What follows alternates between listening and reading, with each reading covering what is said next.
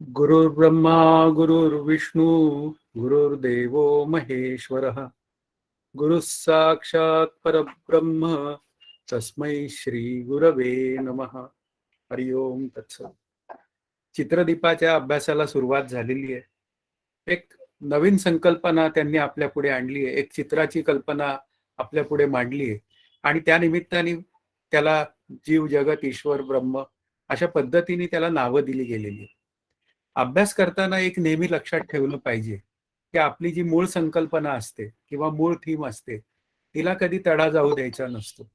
ती जी संकल्पना असते तिला दृढपणे धरून ठेवायचं असतं आणि कुठली नवीन संकल्पना आली तर ती त्याला जोडायची असते आणि ती जोडताना आपल्या लक्षात जी संकल्पना पक्की बसून राहते ती संकल्पनेला मात्र आपण अभ्यासासाठी त्याचा जास्तीत जास्त उपयोग करून घ्यायचा आहे. उदाहरणार्थ शरीर स्थूल सूक्ष्म कारण आणि महाकारण या चार पद्धतीने शरीराचा विचार मांडला जातो आणि पंचकोशाच्या निमित्ताने सुद्धा शरीराचा विचार मांडला जातो. जी अंतःकरणात सिस्टीम माझ्या पक्की लक्षात राहू शकते त्या सिस्टीमचा मी विचार माझ्या अंतःकरणात वाव देऊन लक्षात ठेवायचा आहे आणि ती सिस्टीम मी माझ्या अभ्यासासाठी वापरायची आहे आणि वापरून मी पुन्हा जीव आणि ब्रह्म यांचं ऐक्यज्ञान तयार करायचंय. तयार करायचं या शब्दाचा अर्थ मूळचंच असलेलं ऐक्यज्ञान जे आहे ते कळून घ्यायचंय. अशा पद्धतीने जर आपण अभ्यास करत गेलो तर अनेक ग्रंथामध्ये अनेक नवीन संकल्पना आपल्या पुढे येतील, पण आपली मूळ थीम जर का जीव जगत ईश्वर आणि ब्रह्म याविषयी पक्की असेल तर तिथे जोडाजोडी करताना आपल्याला कधीच त्रास होत नाही. 14व्या श्लोकाचा विचार आता आपल्या पुढे मांडलेला आहे. परमात्मा व शेष म्हणजे सुद्धा त्याच्या सत्यत्वाचा दृढ निश्चय होय. आता त्याच्या म्हणजे ब्रह्मस्वरूपाच्या. जगाचे भान नसणे हे त्याचे स्वरूप नाही असे मानले नाही तर जीवनमुक्ती शक्य होणार नाही. कारण जीवनमुक्ती ही जीवाच्या बाजूने मांडली गेलेली एक संकल्पना आहे आणि ती जीवनमुक्ती जीव ब्रह्मैक्य ज्ञानाच्या निमित्ताने आपल्या पुढे स्पष्ट होते. इथे 12व्या श्लोकाच्या निमित्ताने एक त्याच्यामध्ये शिष्यते असा शब्द आला आणि शिष्यते शब्दाचा अर्थ शिल्लक राहणे असा आहे. आता तिथे जीवसृष्टीचा बाध केल्यानंतर काय शिल्लक राहतं असा विचार जेव्हा पुढे येतो तेव्हा शिल्लक राहण्याच्या वेळी त्या जीवनमुक्तीचा विचार आपल्या पुढे येतो. कारण जे असतं ते शिल्लक राहतं, जे नसतं ते कधी शिल्लक राहत नाही. देह आणि जगत हे दोघंही काय आहे मुळात नसलेले पदार्थ आहेत, पण ते जणू काही कल्पित रूपाने आपल्या समोर येतात. म्हणून जीवनमुक्तीचा विचार करताना आपल्याला लक्षात ठेवलं पाहिजे की देहभाव आणि हा जगत भाव म्हणजे सत्यत्व दृष्टीने असलेला भाव हा मात्र बाधित होतो. आपल्याला जीवनमुक्तीच्या काहीतरी विपरीत कल्पना घेऊन डोक्यात अभ्यास करायचा नाहीये. नाहीतर अनेक विपरीत कल्पना आपल्या पुढे असतात. मला सुद्धा असे काही जण भेटलेले होते. आमचे महाराज सतत बोधात असतात. आता आमचे महाराज जर सतत बोधात असतील तर मग ते जेवण करतात का मी त्यांना विचारलं. मग ते तुम्हाला प्रवचन करतात का तुमच्यासाठी. हो म्हणे चिंतन मांडतात प्रवचन करतात. मग हे सगळं असताना मग त्यांचं ते बोधरूपात असताना ते प्रवचन कसे करतात. कारण बोधरूपता म्हणजे एकमेव अद्वितीयाची एकरूपता. आता एकमेव अद्वितीयामध्ये बोलणं नाही चालणं नाही. मग असं असताना ही जे काही विपरीत संकल्पना आहेत त्या माझ्या अंतःकरणातनं निघून गेल्या पाहिजे आणि त्या निघून जायच्या असतील तर मग अनेक उदाहरणं आहेत. आता जनक राजाचं उदाहरण आहे की ते जीवनमुक्त होते आणि शिवाय ते देशाचाही सगळा गाडा जो आहे म्हणजे त्या सगळं राजधानीपासून ते युद्धापर्यंतचा सगळा विचार ते करत होते आणि हे करून सुद्धा ते मात्र काय होते जीवनमुक्त होते. म्हणजेच याचा अर्थ जीवनमुक्ती ही जीवाला कळणं शक्य आहे. असं जेव्हा कळणं शक्य आहे असा विचार जेव्हा आपल्या पुढे येतो तेव्हा लक्षात ठेवावं लागतं की जीवनमुक्ती ही जीवाला कळते. प्रथमतः ती जीवाला कळते ती त्याला वृत्तीच्या स्तरावर कळते. मी आत्मा आहे. जेव्हा तो जीवदशा बाधित करतो तेव्हा त्याला येणारा जो प्रथम अनुभव आहे तो मी आत्मा आहे मी कूटस्थ रूप आहे या पद्धतीने येतो. असं सांगणारा कोणीतरी एक श्रीगुरु किंवा तत्सम व्यक्ती असेल ती असू दे, पण त्याला त्या पद्धतीने येतो आणि त्यानंतर तो मग श्रीगुरु किंवा ती तत्सम व्यक्ती त्याला सांगते की ते तुला कळलं ते तू सर्वांमध्ये पहा. त्याला व्यापक ब्रह्माचा अनुभव म्हणतात आणि त्या व्यापक ब्रह्माच्या अनुभवाला सहजता आली की मग आपण म्हणतो की त्या ब्रह्मस्वरूपाचा त्याला खऱ्या अर्थाने म्हणजे दृढ अपरोक्षत्वानी अनुभव आला अशी भाषा त्याला बोलली जाते. म्हणजेच इथे काय आहे आत्मभान जेव्हा सिद्ध होतं अंतःकरणात, तेव्हा लक्षात घ्या तिथे देहभान जाणं हा त्यातला अपेक्षित भाव नाहीये. फ्रॅक्शन ऑफ सेकंद स्तरावर ते देहभान जाणं हे शक्य आहे.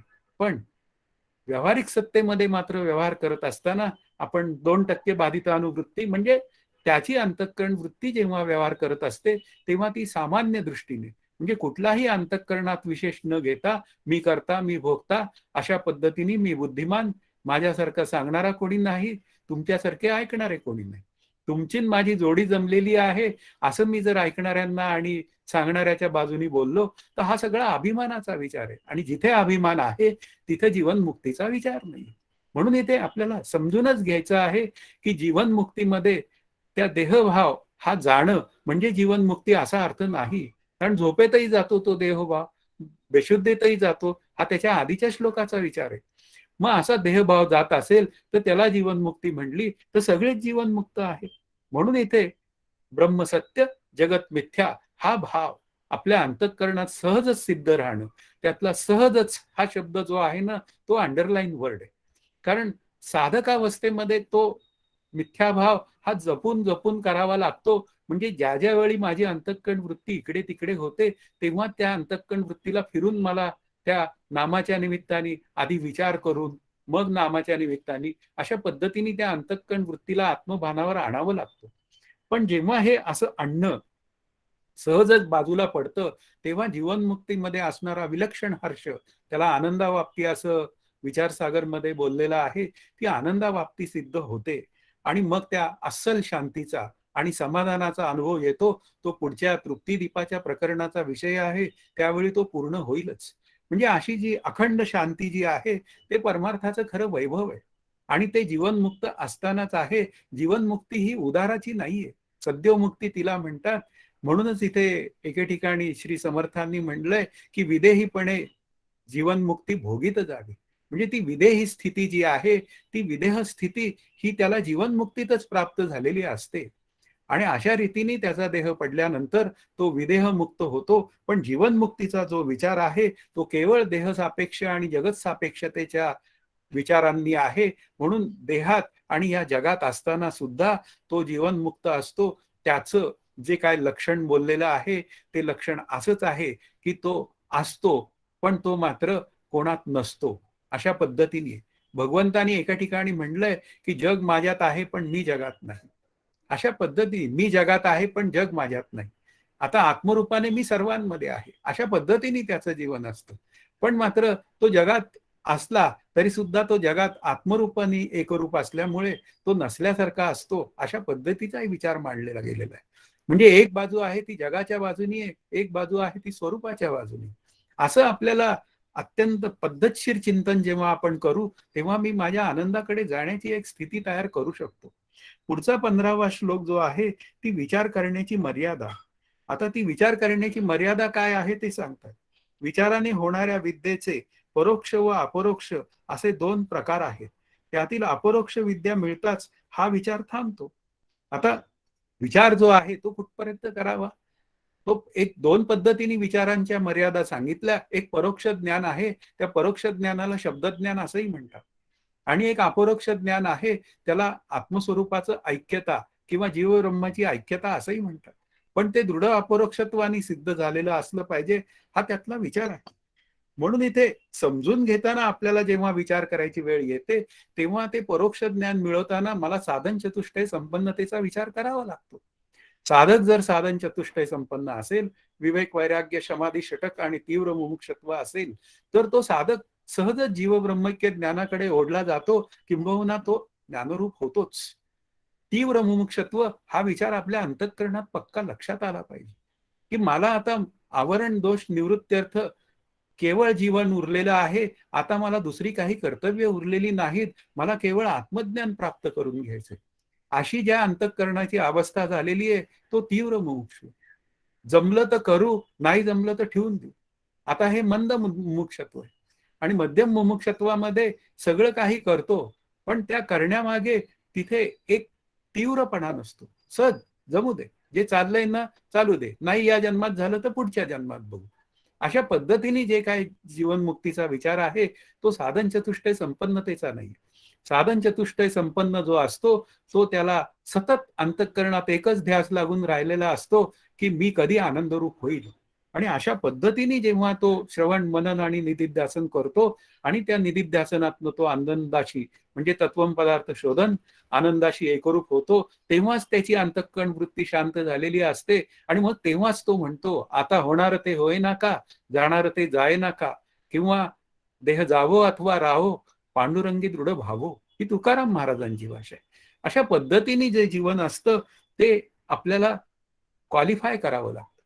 प्रथमतः निष्काम कर्मोपासनेचा विचार आहे तो अत्यंत महत्वाचा आहे. तोपर्यंत आपल्याला आनंदाचा ठेवा मी आहे हे कळण्याची सुतराम व्यवस्था नाहीये. पण चित्त शुद्ध आणि शांत झाल्यावर मात्र तो जो काय नेटाने अभ्यास करावा लागतो तो मात्र अत्यंत पद्धतशीर अभ्यास करावा लागतो. आणि तो अभ्यास करताना आपलं जे जीवन आहे हे केवळ अभ्यासासाठी आहे, याचा अर्थ आपण आपली कमाई करणं वगैरे हे सगळं सोडून द्यावं असा विचार नाहीये. पण तिथे मात्र प्रमुख विचार जो आहे तो केवळ जीवनमुक्तीचा असतो. म्हणून परोक्ष ज्ञानाचा जो विचार आहे तो श्रवणाने कमवता येतो. आणि त्या श्रवणातनं कमवल्यानंतर मग पुढे निधिध्यासनासाठी जायसाठी मनन करावं लागतं. आणि मननातनं निर्णय होत जातात की मला नक्की काय पाहिजे, मला मी सच्चिदानंद रूप आहे हे सतत मला कळलं पाहिजे, म्हणजे दृढ अपरोक्षत्वानी कळलं पाहिजे. आणि ज्या दिवशी दृढ अपरोक्षत्वानी कळतं त्या दिवशीचा तो विचार आहे साध्य होता साधनाचा ठाव नाही. अशा पद्धतीने साधन संपतं आणि मग मात्र ती सगळी जी काय साधनं असतात ती सहजच गळून पडतात, आपोआप गळून पडतात. गुरुसेवा हे साधन आहे इथे लिहिलेलं आहे आणि त्यात वादच नाही. पण गुरुची सेवा, आता एखादा जर का दूरदेशी राहत असेल तर त्याला गुरुची सेवा कसं काय करणं शक्य आहे. पण गुरुंनी सांगितलेल्या ज्या आज्ञा आहेत की तुला आत्मज्ञानार्थ विचार करावा लागेल, आत्मानात्म विचार करावा लागेल, आता हीच सेवा आहे. ज्ञानरूप होण्यासाठी अखंड प्रयत्न करणं ही सुद्धा एक गुरुची सेवा आहे. पण नेमकी तीच सेवा मी विसरतो आणि शारीरिक सेवा करण्यासाठी खूप मोठे प्रयत्न करतो. ती पण एक सेवा आहे, यात वाद नाही. पण मुख्य सेवा जी आहे ती आत्मानात्म विचाराने मी आनंदाशी एकरूप होणं.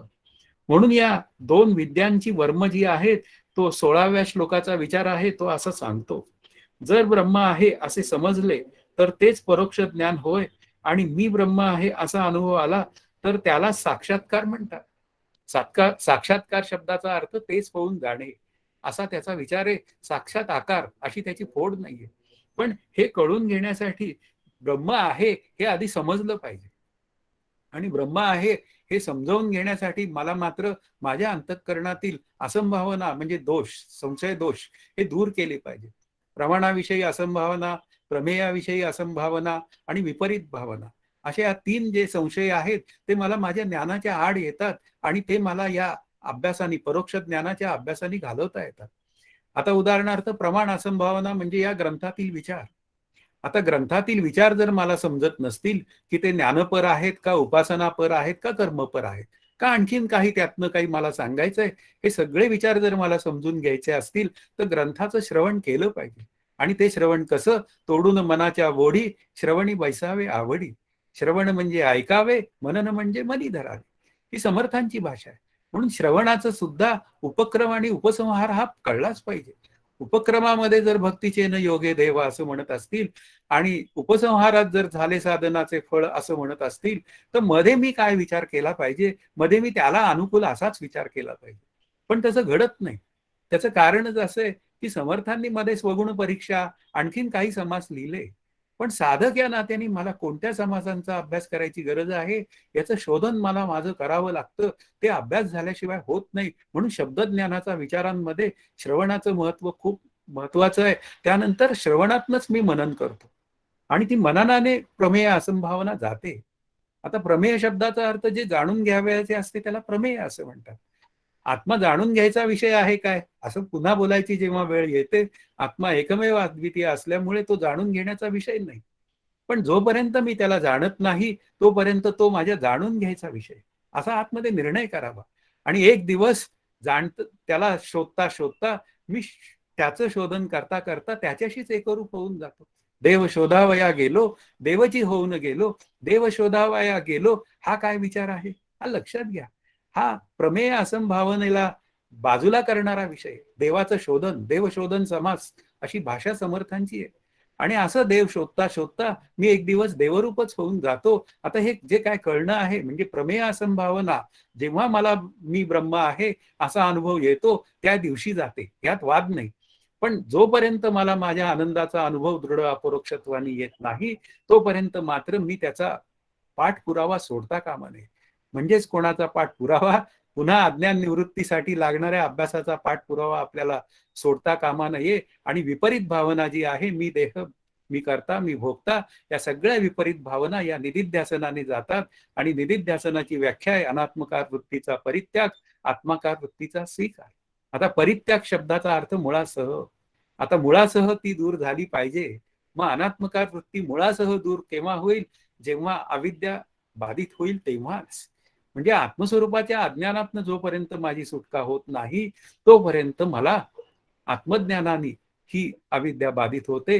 म्हणजे विपरीत भावना जर मला बाजूला करायची असेल तर निदिध्यासन आहे, म्हणजेच आत्मस्वरूपाचा अनुभव आल्याशिवाय कसा काय विचार आहे. म्हणून अनात्मकार वृत्तीचा मुळासह परित्याग, नंतर पुन्हा आत्माकार वृत्तीचा स्वीकार आणि त्याला आलेली सहजता, हा सगळा निदिध्यासनाचा विचार आहे. अशा पद्धतीने मी असंभावना म्हणजे संशय हे दूर करतो. म्हणून इथे संशय जे दूर करायचे असतात त्यासाठी परोक्ष ज्ञानाची अत्यंत आवश्यकता असते. आणि त्यासाठी श्री गुरु शिष्य ही एक संस्था निर्माण झालेली आहे. श्री गुरूंना शिष्यांनी प्रश्न विचारायचे असतात, श्री गुरूंनी त्याची उत्तरं द्यायची असतात. अशा पद्धतीने त्या दोघांमधली देवाणघेवाण चालते ती शब्दांच्या ज्ञानावर. आणि ती शब्दांच्या स्तरावर ती देवाणघेवाण होऊन तो शिष्य अपरोक्ष अनुभवाचा अधिकारी होतो. हळूहळू तो अभ्यास करत जातो, संशय दूर होत जातात. आणि संशय जसजसे दूर होतात एक दिवस लख्ख अंतःकरणात मी कोण आहे हे त्याला कळूनच जातं. मी कोण ऐसा आहे तर धरू पाहता देहातीत. मी देहातीत आहे, मी आत्मा आहे. आता कोणत्याही गोष्टींशिवाय म्हणजे कोणत्याही साधनेशिवाय माझी अंतःकरण वृत्ती सहज शांत राहते आहे, याचा अर्थच मला आत्मज्ञानाचा विचार पक्का झालेला आहे. अशा पद्धतीने हळूहळू तो आत्मज्ञानाचा विचार दृढ होतो. पण ते करण्यासाठी मात्र श्री गुरूंचा विचार हा खूप महत्वाचा आहे. त्यासाठी मग सोहम साधनेचा विचार आपल्या पुढे येतो. आवाहन आणि विसर्जन हेची भजनाचे मुख्य लक्षण. आता आवाहन काय आणि विसर्जन काय? आता मीच विसर्जन झालं पाहिजे. विशेष रूपाने असलेला जो मी आहे, मी करता, मी भोगता, अशा पद्धतीने अंतःकरणात अनेक प्रकारे तो मला सतत माझ्या पुढे येतो. त्याचं विशेषत्वाने असलेलं जे काय मीपणा आहे ते बाजूला करणं. आणि पुन्हा कशात बाजूला करायचं म्हणजे तो कुठे जाणार? शेवटी त्या 6 मध्ये विलीन होतो.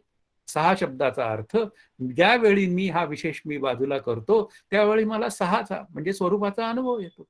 म्हणून हे सतत माझं नको असलेल्या विचारांना हवे असलेल्या विचारांनी छेद देत मी सतत त्या सोहमचा विचार करावा. आणि मग त्या सोहम बोधातलं जीवन जे आहे म्हणजे शांत अंतःकरण वृत्तीतलं जीवन आहे ते कळून घ्यावं लागेल. आणि मग असं जर जीवन करायचं असेल तर आमची जी काही विपरीत भजनं आहेत ती आम्हाला थांबवावी लागतील. भजन शब्दाचा अर्थ भज धातू आहे आणि भज धातूमध्ये एकरूपता आहे. मग माझं भजन काय आहे? माझं भजन काय होईल आणि कसं होईल? आता काहीही पाहिलं पेपरमध्ये की लगेच काळजात धस्स होतं. आणि मग भारताचं कसं होईल? या जगातलं पेट्रोल संपलं तर माझ्या गाडीचं कसं होईल?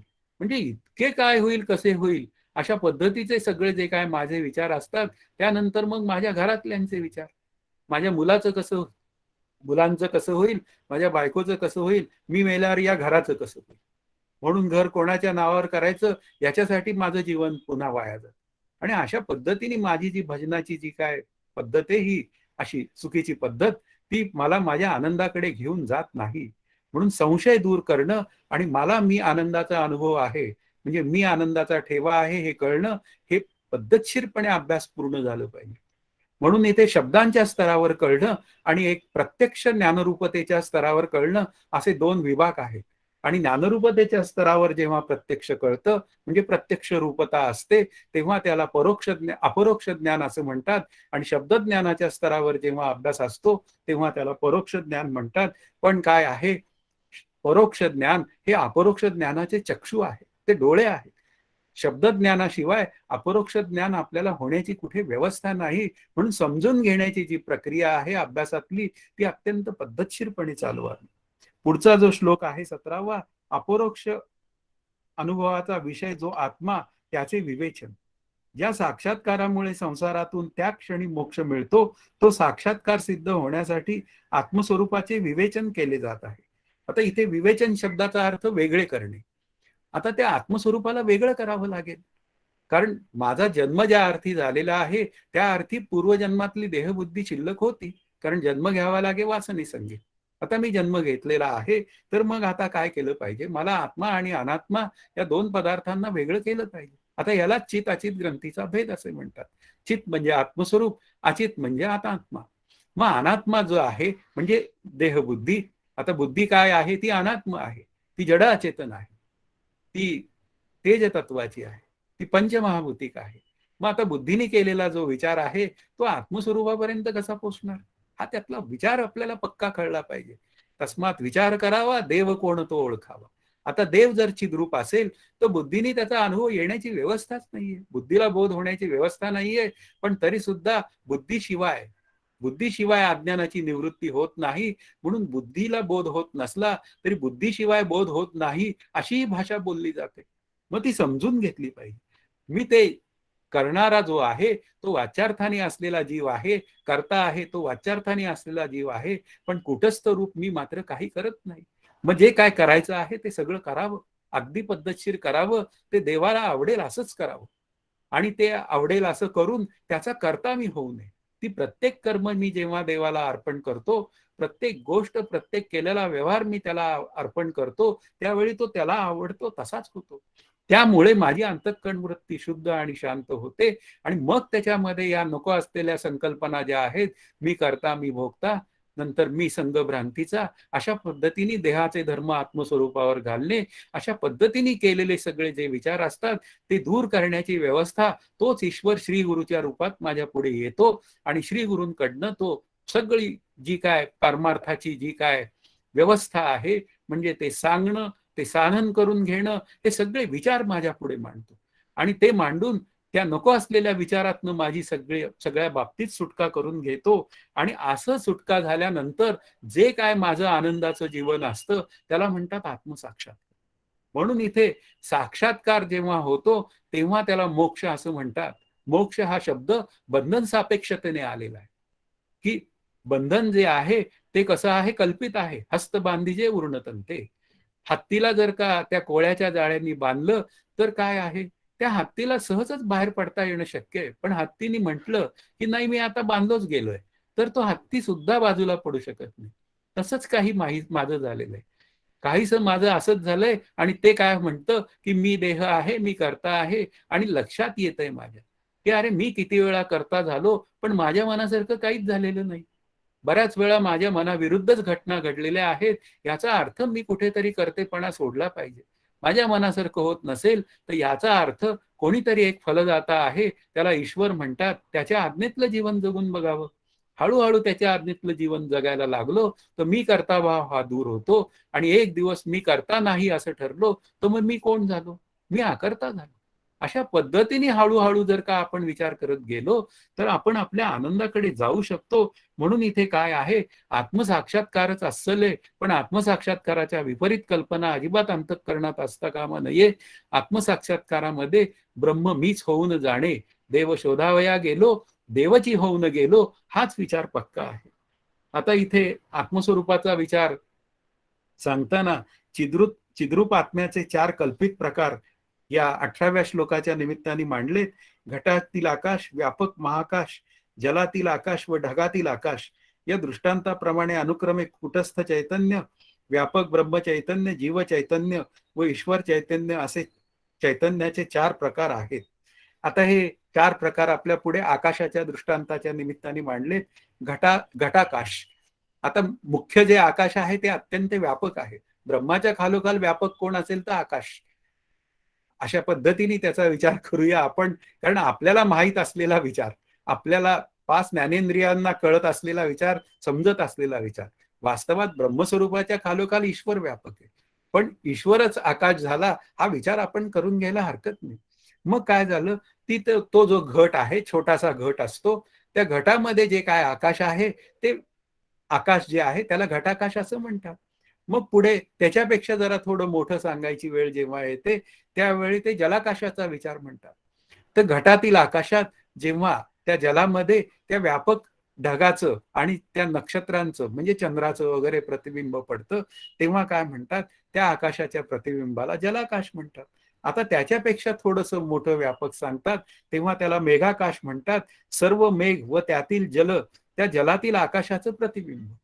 अशा पद्धतीने त्या मेघातही आकाशाचं प्रतिबिंब पडतं त्या जलात, म्हणून ते आणखीन व्यापक. आणि या सर्वांना जे काय व्यापून आहे ते महाकाश म्हणजे मूळचं आकाश, की सर्वांना व्यापून असणारे आकाश, पुन्हा आत आणि बाहेर, उपाधीच्या आत उपाधीच्या बाहेर, अशा पद्धतीने हे जे काय आकाशाचे प्रकार आहेत ते आपल्या पुढे मांडले आहेत.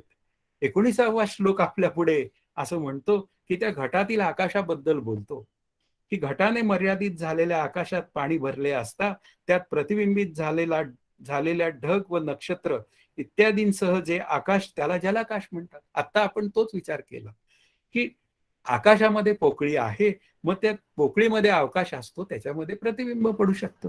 याचा अर्थ काय आहे, त्या पाण्यामध्ये सुद्धा पोकळी आहे आणि मग त्या पाण्यामध्ये जेव्हा आपल्याला निळं आकाश, जर का निरभ्र आकाश असेल तर निळं आकाश दिसतं, आणि समजा ढग आलेले असतील तर ढगयुक्त आकाश दिसतं. म्हणजे अशा पद्धतीने आपल्याला ते घटाकाश हा विचार आपल्या पुढे येतो. मग आता काय झालं, मग त्या घटाकाशाला काय म्हणायचं, हळूहळू आपल्याला जीव आणि ब्रह्म यांच्या ऐक्याकडे तर यावंच लागेल ना. म्हणून इथे द्राष्टांत जीव, घटाकाश व महाकाश या कल्पना समजण्यास सोप्या असल्याने त्याचे वर्णन केले नाही. त्याचं वर्णन केलं नाही तरी आपल्याला ती जोडणी करावी लागेल. मग उपाधीसह असलेला जो जीव आहे तो मूळचं आकाश म्हणजे काय, महाकाश म्हणजे ब्रह्मचैतन्य, याच्याशी तो एकरूप आहे. मग त्यांनी काय करायचं, ईश्वर चैतन्याच्या आज्ञा मानायच्या आणि या जगामध्ये जीवन जगत असताना जीवनमुक्त व्हायचं. हे एवढे विचार पक्के पाहिजे. त्यातलं चैतन्य नावाची जी गोष्ट आहे ती महत्वाची आहे. कुटस्थ चैतन्य आहे, ब्रह्म चैतन्य आहे, जीव चैतन्य आहे, ईश्वर चैतन्य आहे. अशा पद्धतीने कितीही प्रकारे चैतन्य मांडली तरी त्यातलं चैतन्यत्व एकरूप आहे. असे विचार आपण लक्षात घ्यावे. आता आभ्राकाशाचा विचार मांडलाय तो 20व्या श्लोकाच्या निमित्ताने. व्यापक महाकाशात दिसणाऱ्या ढगातील पाण्यात प्रतिबिंबित झालेले आकाश म्हणजे आभ्राकाश. मग आकाशात ढग असतात व त्यात पाणी असते, मग त्याच्यात प्रतिबिंब पडतं, मग त्याला काय म्हणायचं, आभ्राकाश. मग आभ्राकाशाचा मूळ जो सिद्धांत मांडलाय विचारसागर ग्रंथामध्ये तो जलाकाश या निमित्ताने आहे. म्हणून इथे आपल्याला ईश्वरत्व समजावून सांगायचंय, ते महत्वाचं आहे. दृष्टांत नेहमी काय असतो, मंथुनी नवनीता तैसे घे अनंता. दृष्टांत सोडून द्यावा. ही एक वेळ आकाश ही संकल्पना कळली नाही तरी चालेल, पण जीव चैतन्य, ईश्वर चैतन्य आणि ब्रह्मचैतन्य हे 3 विचार आपल्याला कळले पाहिजे. कारण का, जीव चैतन्याला मी कोण आहे हे कळून घ्यायचं असेल तर ईश्वर चैतन्याच्या आज्ञा पाळल्या पाहिजेत आणि ब्रह्मस्वरूपाशी एकरूप व्हायला पाहिजे. असे जे काय उपाधीसह जे काय विचार आपल्या पुढे येतात ते केवळ उपाधीनी जणू काही सीमित झाल्यासारखे वाटतात, पण वास्तवात ईश्वर, ब्रह्म किंवा जीव हे सुद्धा निरपेक्ष व्यापकच आहे. ब्रह्म तर आहेच आहे, पण ईश्वर आणि जीव सुद्धा निरपेक्ष व्यापक आहे. पण त्यांनी त्यांच्या त्यांच्या उपाधीचा बाध केला पाहिजे. पण ईश्वराची उपाधी सहजच बाधित असते, त्यामुळे त्याला अडचण नाही. राहिला प्रश्न माझ्या बाजूचा. मग जीवचैतन्याने त्याची उपाधी असतानाच उपाधी मेल्यावर काय उपयोग आहे. नेहमी आपले संत काय, संतांनी कशाचा पुरस्कार केलेला आहे, जीवनमुक्तीचा. त्यांनी मेल्यानंतरच्या मुक्तीचा अजिबात पुरस्कार केलेला नाहीये. ती उधारीची मुक्ती आहे असं त्या विवेक सिंधुकारांनी म्हटलेलं आहे. आणि उधारीची मुक्ती कोणी पाहिली ही भाषा त्यांनी बोलली आहे. म्हणून जीवनमुक्तीच्या विचारासाठी जीवदशा बाधित करणं हा खरा आपल्या अभ्यासाचा विषय आहे. म्हणून इथे आता ह्याचं स्पष्टीकरण द्यायला त्यांनी 21वा श्लोक बोललेला आहे. तो असं सांगतो, ढगात तुषाकार सूक्ष्म घटक असलेले पाणी असते, तेही पाणीच असल्यामुळे त्यातही आकाशाच्या प्रतिबिंबाचे अस्तित्व तर्काने समजते. मग त्यातही त्या तुषारांमध्ये आपल्याला त्या ढगाचं प्रतिबिंब दिसतं. मग अशा पद्धतीने आपल्याला त्या जलतुषारात सुद्धा त्या आकाशाचं प्रतिबिंब आपल्याला दिसतं. असा एक विचार आपल्याला करून हा आकाशाचा विचार थोडक्यात संपवला पाहिजे. म्हणजे दृष्टांत आणि द्राष्टांत यांचं ऐक्य जो आहे ते आपल्याला कळून घेतलं पाहिजे. तो 22व्या श्लोकाचा विचार आहे. तो असं सांगतो, स्थूल व सूक्ष्म अशा 2 देहांनी जणू मर्यादित झालेल्या अधिष्ठान रूप आत्मा जो सोनाराच्या ऐरणीप्रमाणे निर्विकारपणे असतो त्याला कुटस्थ चैतन्य म्हणतात. आता देहाचा विचार केलेला आहे इथे. भाषा बोलताना 4 देहांचा विचार केलाय, त्यातल्या 2 देहांचा, स्थूल देह आणि सूक्ष्म देह. आता स्थूल देह आणि सूक्ष्म देह यांच्या निमित्ताने जणू काही बंदिस्त झालेला आत्मा. आता तो बंदिस्त झालेला आत्मा तो मी आहे हे मला शोधून काढायचे. आता ते शोधून काढायचं असेल तर मला काय शोधायला पाहिजे हे कळलं पाहिजे की पंचीकरणाच्या निमित्ताने या शरीराची निर्मिती झाली. देह हा अष्टधा प्रकृतीचा आहे, देह तेव्हा 5 भूतांचा. आणि श्री माऊली म्हणते शेकी जाईल पंचत्वा. म्हणजे याचा अर्थ काय आहे की देह 5 महाभूतांनी आणि 3 गुणांनी युक्त आहे आणि तो मर्यादित आहे. पण या मर्यादित देहामध्ये आत्मतत्व जणू काही अमर्याद असलेलं आत्मतत्व जणू काही त्याच्यामध्ये व्यापून आहे आणि त्याचा तू शोध घे. आणि त्याचा जर मला शोध घ्यायचा असेल तर जे जे निर्माण होतं ते काही काळ टिकतं आणि कालांतराने निघून जातं. याचाच अर्थ पंचीकरणाच्या निमित्ताने झालेलं माझं शरीर आहे ते माईक आहे. आणि जे जे माईक असतं ते ते नाश पावतं. उपजे ते नाशे पुनरपी भासे. जर नाही मुक्त झालो तर परत मी जन्माला येतो आणि मुक्त झालो तर नाहीये. म्हणजे याचा अर्थ काय आहे की या व्यापक देहामध्ये तो कुटस्थ रूप चैतन्य रूप आत्मा आहे. मग तो आत्मा कसा आहे तो त्याला ऐरणीप्रमाणे आहे. आता ऐरणीचं उदाहरण देण्याचं कारणच आहे की ऐरणीवर जेव्हा एखादा दागिना सोनार घडवत असतो त्यावेळी ती ऐरण त्या घडणाऱ्या दागिन्याविषयी बेखबर असते. बेखबर हा शब्द समर्थांचा शब्द आहे. म्हणजे त्या ऐरणीला अजिबात माहिती नसतं की या ऐरणीवर की सोन्याचा दागिना बनतोय का कथिलाचा बनतोय का चांदीचा बनतोय. त्याचप्रमाणे या सगळ्या घडणाऱ्या ज्या गोष्टी आहेत त्याच्याविषयी हा आत्मरूप मी हा कायम बेखबर आहे. मग माहित कोणाला आहे तर वाच्यार्थाने असलेल्या जीवाला माहिती आहे. बुद्धीच्या स्तरावर वाच्यार्थाने असलेल्या जीवाला सगळ्या गोष्टी माहीत असतात, स्मृती रूपाने माहीत असतात. काही वेळा काही घडून गेलेले प्रसंगही त्याला माहिती असतात. काय करायचंय हे पण त्याला माहिती असतं. उद्याला ऑफिसला जायचंय हेही माहिती असतं त्याला. पण आत्मस्वरूप मात्र ऑफिसलाही जात नाही आणि ते काहीच करत नाही. म्हणजे ते कसं आहे ते व्यापक आहे, शिवाय ते कसं आहे तर ते निरपेक्ष आहे. ते काही करत नाही, पण जे काय करतंय ना किंवा जे काय घडतंय ते सगळं त्याच्या अधिष्ठानावरच घडतंय. म्हणून इथे काय आहे स्थूल शरीरांचे व्यवहार किंवा सूक्ष्म शरीरांचे व्यवहार हे सगळे व्यवहार हे आत्मस्वरूपाच्या सत्तेवर चालतात. मग त्याला जाणून मी घेतलं पाहिजे. ज्याची सत्ता आहे मुख्य त्याला मी जर जाणून घेतलं तर मग काय आहे ते उरलेले सगळे माझ्या मागे येतात.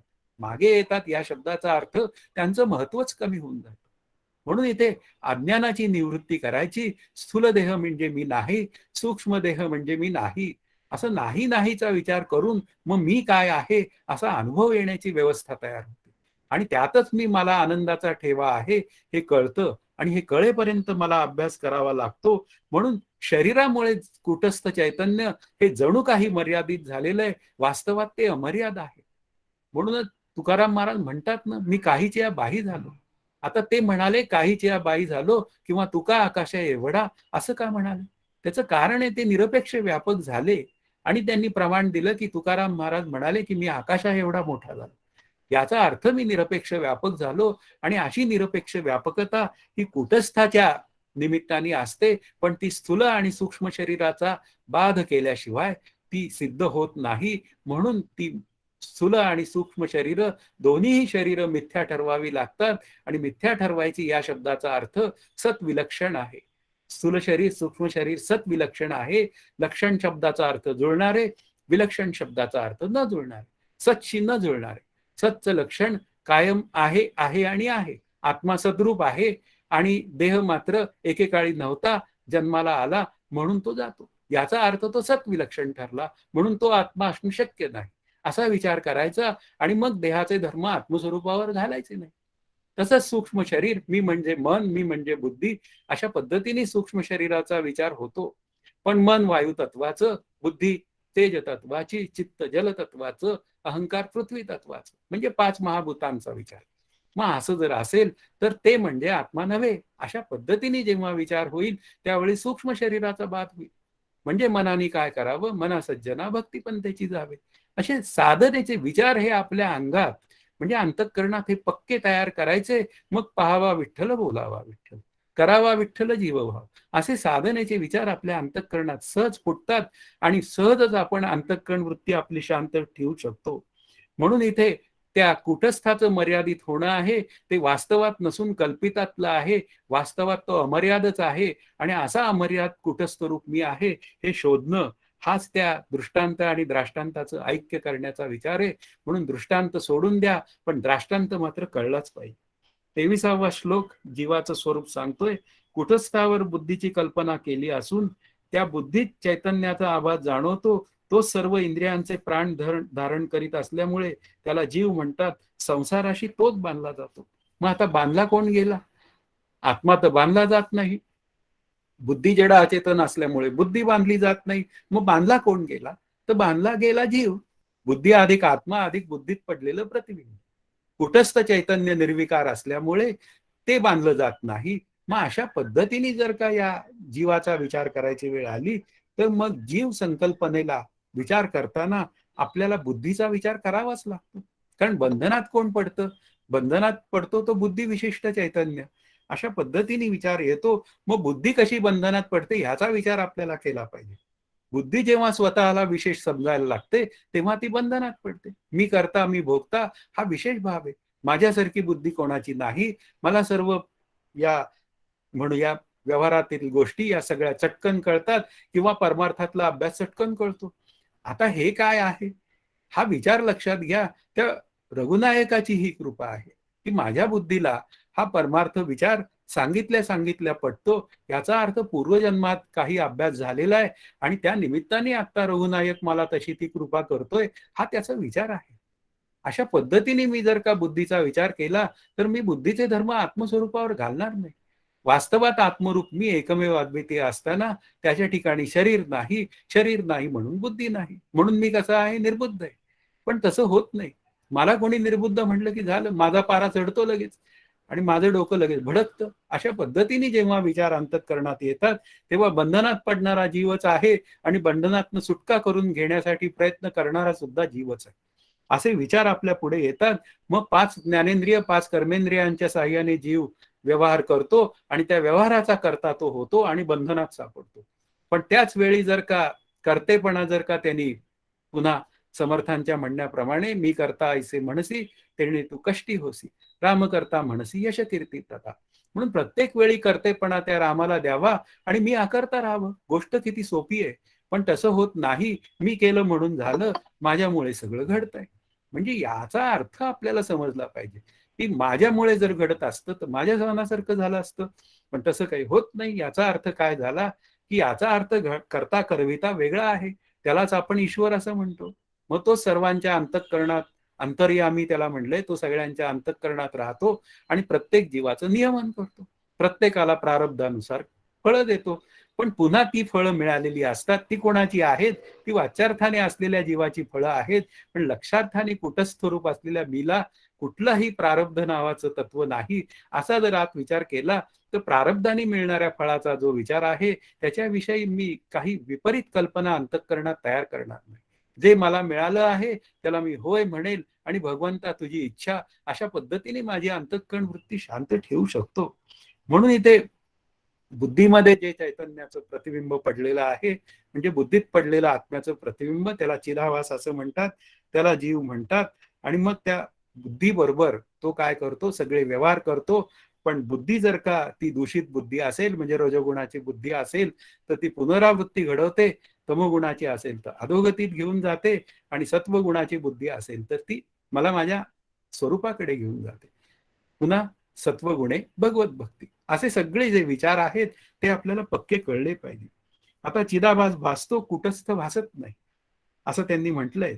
ज्याप्रमाणे जलाकाश सर्व घटाकाशाला झाकून टाकते त्याप्रमाणे जीव कुटस्थाला झाकून टाकतो. या झाकण्याला अन्योन्याध्यास म्हणतात. आता या अन्योन्याध्यासाच्या विचारांनी मांडलेला जो विचार आहे तो अन्योन्याध्यास विचार करूया आपण की घटाचा विषय जो आहे तो सध्या आपण जरा बाजूला ठेवूया.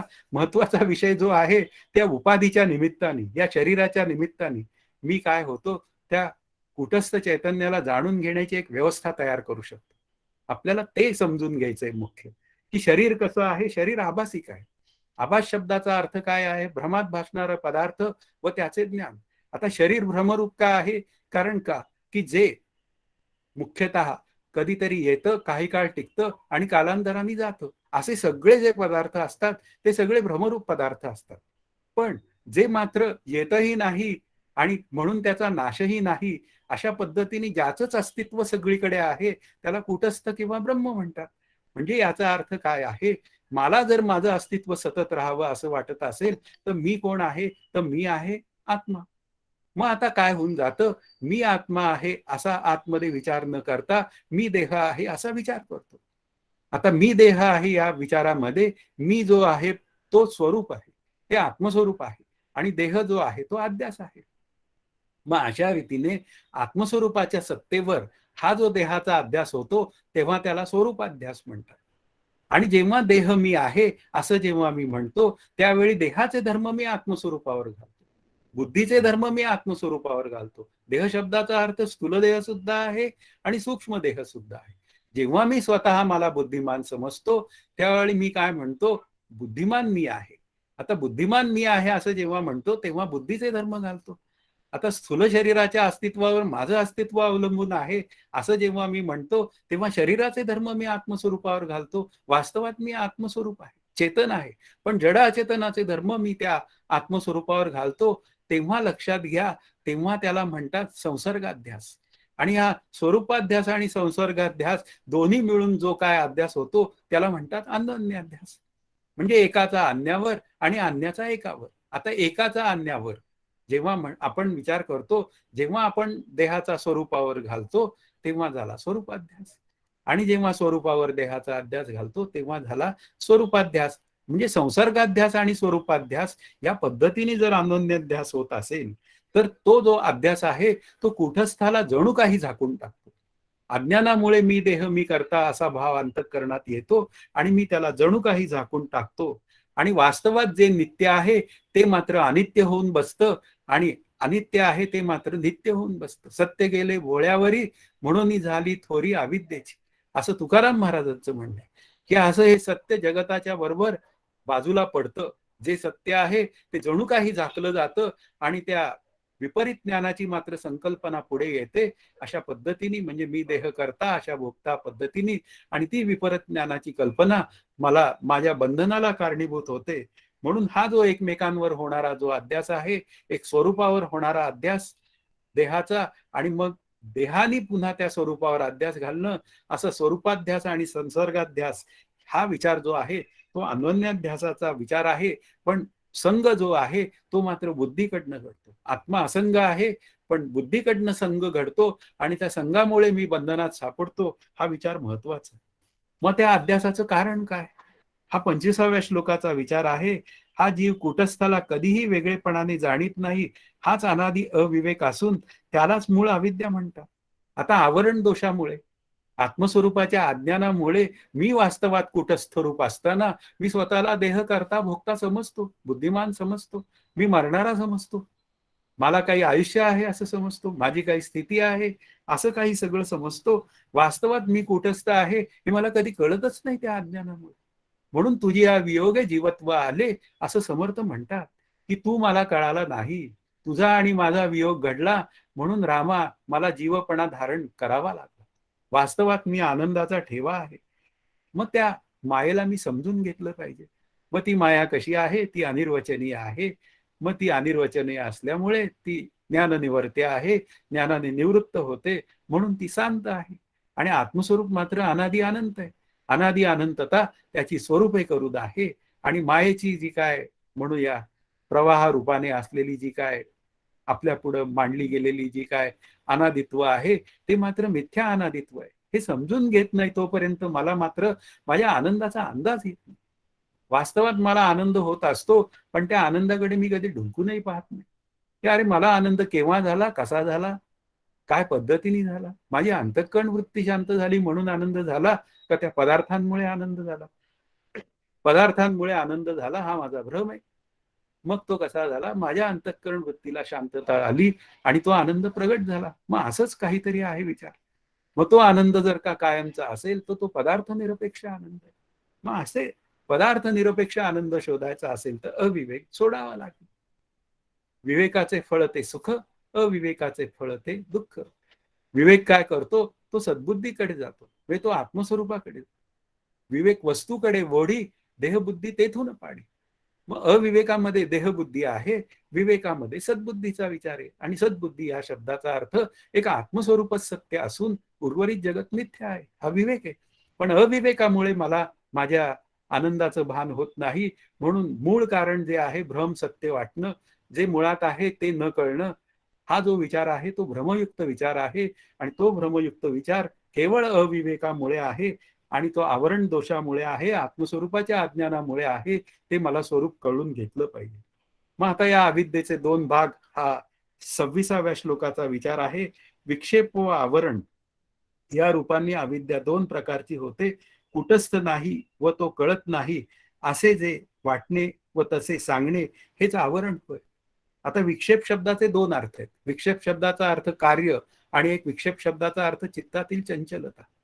आता कार्य शब्दाचा अर्थ आता म्हणूया जगत हे कार्य आहे, शरीर हे कार्य आहे, पण त्याला सत्यत्व दिलं जातं. आता जेव्हा सत्यत्व दिलं जातं तेव्हा आपल्या अंतःकरणात विक्षेप दोष असतो. मला माझ्या आनंदाचं खरोखरी भान नाही. म्हणजे काय आहे? दृढ अपरोक्षत्वाने मला आनंदाचं भान नाही. मी सतत आनंदाचा ठेवा असताना मी मला कधी सुखी किंवा दुःखी वाटतो, हा केवळ विक्षेपाचा विचार आहे. पण हा विक्षेपाचा विचार माझ्या अंतःकरणात का तयार झाला? तर त्याचं कारणच आहे की हा विक्षेप दोष आवरण दोषामुळे झाला. मला आत्मस्वरूपाचं अज्ञान आहे. म्हणून इथे दोन प्रकारची आवरणं असतात. विक्षेप दोषामध्ये कुटस्थाविषयीचं अस्तित्व स्वीकारलं जात नाही. आणि दुसरा जो आहे मग तो कळत नाही मला. मला तो 5 ज्ञानेंद्रियांना दिसत नाही, मला तो कळत नाही, म्हणून मी काय करायचं? हा त्यातला भाग आहे.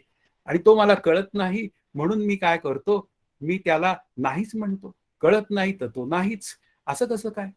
कितीतरी गोष्टी मला कळत नसतात तरी मी त्या स्वीकारतो. उदाहरणार्थ डॉक्टरकडे जातो. डॉक्टर की मला जे सांगते ते मी ऐकतो आणि करतो. मला काय कळतंय त्यातलं? मग इथे श्री गुरु सांगतात की अरे सगळीकडे तेच स्वरूप भरलेलं आहे, मग मला कळत नसलं तर होय म्हणायला काय हरकत आहे? पण तसं होतच नाही. त्याचं कारण आहे आत्मस्वरूपाचं अज्ञान, म्हणजे अविद्या. अविद्या ही माझं खरं स्वरूप आत्मस्वरूप आहे हे मानायला तयार नसते. म्हणून इथे जे मुळात आहे त्याच्याऐवजी विपरीत रूपाने कळणं, याला विक्षेप असं म्हणतात. तोही त्याचा विचार आहे. 27वा श्लोक जो आहे तो आवरण शक्ती असल्याचा एक पुरावा आपल्या पुढे देत आहेत. कोणी विद्वानाने कोणा अज्ञानाला जर विचारले की तू कुटस्थ जाणतोस का, तर तो अज्ञानी कुटस्थ जाणवत नाही व तो नाही असे सांगतो. म्हणजे लक्षात घ्या, कोणी जर एखादा ज्ञानरूप झालेले श्री गुरु आहेत आणि त्यांनी जर विचारलं अरे तू आनंद रूपतेला जाणतो काय, कुटस्थाला जाणतो काय, कुठल्याही एसटी स्टँडवर गेलं आणि तिथं रेल्वे स्टेशनवर विचारलं तू कुटस्थ आहे काय, तर तो म्हणतो कुटस्थ म्हणजे काय असतं? म्हणजे त्याला काहीच माहित नसतं. याचा अर्थच तिथे काय आहे? अज्ञान आहे. आणि अज्ञान आहे म्हणून तिथे आवरण दोष आहे. अशा पद्धतीने हा आवरण दोष सिद्ध होतो. एवढं लक्षात आलं तर तो दोष निवृत्त्यर्थ मला अभ्यास केला पाहिजे, हा विचार करायला काय हरकत आहे? म्हणून 28व्या श्लोकाचा विचार असं सांगतोय की स्वयंप्रकाश आत्म्यावर आवरण कसे येते? स्वयंप्रकाश अविद्या, स्वयंप्रकाशाला अविद्या कशी असेल? तिच्याशिवाय आवरण कसे होणार? इत्यादी तर्काची साखळी कुटस्थ नाही व तो जाणवत नाही, या अज्ञानाच्या बाबतीत दिसून येणाऱ्या प्रत्यक्ष प्रमाणाने गिळून टाकली जाते. आता अज्ञानाला येणाऱ्या संशयाबद्दल इथे विचार आहे की त्याला कुटस्थ जाणवत नाही, मग ते अज्ञान आत्मस्वरूपाच्या सत्तेवर कसं भासतं, असा त्यातला विचार आहे. की स्वयंप्रकाशाला अविद्या कशी असेल? आत्मा एकमेव अद्वितीय आहे, मग त्याच्या सत्तेवर हे ज्ञानरूपता आणि ही काय म्हणूया अधिष्ठानावर त्याच्या हे जाणत नाही हे म्हणणेपणा, हे कसं काय आहे? पण इथे मात्र काय आहे, त्या जीवाला प्रश्न विचारल्यानंतर त्याचं उत्तर आहे की मी त्याला जाणत नाही. आता जाणत नाही म्हटल्यानंतर मग आता त्याचा अर्थ काय झाला की चेतनावरच जर का अविद्या ही भासते, कारण कोणताही जडाचेतन पदार्थ दुसऱ्या जडाचेतन पदार्थाचं अधिष्ठान होऊ शकत नाही, मग तर्क करावा लागतो की याचा अर्थ काय आहे. अविद्या जर भासत असेल म्हणजे आत्मस्वरूपाचा अज्ञान किंवा आवरण दोष हा जर भासत असेल तर तो आत्मस्वरूपावर भासतो, असा विचार आपल्याला पक्का करावा लागतो. म्हणून प्रत्यक्ष अनुभव सुद्धा खंडित होत असेल तर त्याची गती ठरलेली आहे. मग आता काय गती आहे? त्या ज्याला मी कोण आहे हे कळत नाही, त्याची गती ठरलेली आहे. पुनरपी जननम पुनरपी मरणम. वे तो जन्माला येतो आणि जन्माला पुन्हा येऊन मरतो. मग आता यावरूनही आपल्याला तर्क करायला काय हरकत आहे, की जो जन्माला येतो आणि काही काळ जगून मरतो, पुन्हा जन्माला येतो, त्या अर्थी तो मुक्त झालेला नसला पाहिजे. अशा पद्धतीने आपण अनेक पद्धतीने विचार करतो, पण आपला मुख्य विचार काय आहे, मी मुक्त व्हायला पाहिजे. आता ती अशी स्वतःला स्वतःच्या अनुभवावर जर विश्वास नसेल, तर तर्काला फारशी किंमत नसल्यामुळे मी तार्किक असे स्वतःला मानणाऱ्याला तरी तत्वतः निश्चय कसा करता येईल. आता हे विपरीत तर्कवाले असतात, त्याचा विचार सोडूनच द्यावा लागतो. कारण विपरीत तर्कवाले काय करतात, ते तर्कावर तर्क मांडत जातात. त्यामुळे तर्क विश्वसनीय नाही. मग प्रमाण कोणतं विश्वसनीय आहे, अशी जेव्हा विचार करायची वेळ येते, त्यावेळी संत, श्री गुरु आणि वेद प्रमाण हेच मुख्य ठरतं. म्हणून इथे विश्वसनीय जो पर्याय आहे, ते संत, श्री गुरु आणि पुन्हा तत्वज्ञान म्हणजे आत्मस्वरूपाचं तत्वज्ञान सांगणारं वेद वगैरे असं जर का असेल आणि त्याचाच मी जर अभ्यास करत नसेल, तर मग काय आहे, मग त्यामुळे हे अज्ञान स्वीकारावं लागतं. कारण मी त्यांच्या वाटेला जात नाही, त्यामुळे मला माझ्या स्वरूपाचा अनुभव येत नाही. अशा पद्धतीने अज्ञान स्वीकारावं लागतं. मग अनुभवाचा विषय खरोखर आहे हे पटवण्यासाठी सत्तर्काचा वापर करावा. मग आता काय आहे, ते आता सत्तर्क काय आहे, तो या 30व्या श्लोकाचा विचार आहे. तत्वाचा बुद्धीत निश्चय होण्यासाठी जर तर्काची मदत हवी असेल, तर स्वतःचा अनुभव गृहीत धरून व अवश्य तर्क करावा, पण चुकीचा तर्क करू नये. आता तर्काचा विचार करताना आपण एक विचार करूया, की मी आहे, मला सर्व कळतं आणि मला आनंद हवा. आता असा जर का विचार माझ्या अंतःकरणात असेल, तर त्याला तर्क करायला हरकत काय आहे, की मी आहे, माझं अस्तित्व सतत टिकावं, हा जो विचार आहे. पण देहाच्या रूपाने माझं अस्तित्व टिकावं असा जो माझा विचार आहे, तो काही टिकत नाही. कालांतराने देह जातो. याचा अर्थ काय आहे, की हे तीनही जे विचार आहे, याचं मूळ इन्स्टिंक्ट असलं पाहिजे. आणि त्याचं मूळ इन्स्टिंक्ट काय आहे, ते शोधायचा प्रयत्न झाला पाहिजे. आणि तो जोपर्यंत शोधायचा प्रयत्न होत नाही, तोपर्यंत काय आहे, बुद्धीचा निश्चय होत नाही. म्हणजे अज्ञान दूर होत नाही. म्हणून तत्वनिश्चय जो करायचा आहे, तो श्रुतीला धरूनच करावा लागतो किंवा संत श्रीगुरूंना धरूनच करावा लागतो. आता श्रद्धा माझी कमी पडत असेल, तर काय आहे, माझी अंतःकरणाची शुद्धी आणि शांती वाढवावी लागेल. श्रद्धावान लभते ज्ञान हे भगवंताचं म्हणणं आहे. पण त्या श्रद्धेला अनुकूल असा जर तर्क केला आणि मी आनंदाचा विचार केला, तर मग मी तो सहज आनंदाकडे जाण्याचा विचार करू शकतो. म्हणून इथे काय आहे, तो जो तर्क आहे, तो श्रुती, संत, श्रीगुरु यांना धरूनच करावा. त्यांच्या आधाराने तो मी सत्तर्क करावा, त्या सतचा अस्तित्वाचा सतत विचार करावा. आणि सत मात्र जे सत आहे तेच चित आहे आणि तेच आनंदरूप आहे. पण इथे चुकीच्या विचाराला थारा नाही. कारण चुकलं तर परत मला जन्म घ्यावा लागतो, हा त्यातला विचार आहे. म्हणून इथे स्वतःच्या मताला काही किंमत नसते. अभ्यास करताना मला श्रीगुरु मला म्हणाले होते, मी एकदा त्यांना म्हणालो, मला असं वाटतं. ते म्हणाले, तुला असं वाटतं, तू कोण लागून गेला. मला म्हणाले, तुला काय वाटतं हा विचार सोडूनच दे. इथून पुढे सतत संतांना काय वाटतं, श्रीगुरूंना काय वाटतं आणि त्या श्रुतीला काय वाटतं ह्याचा विचार कर.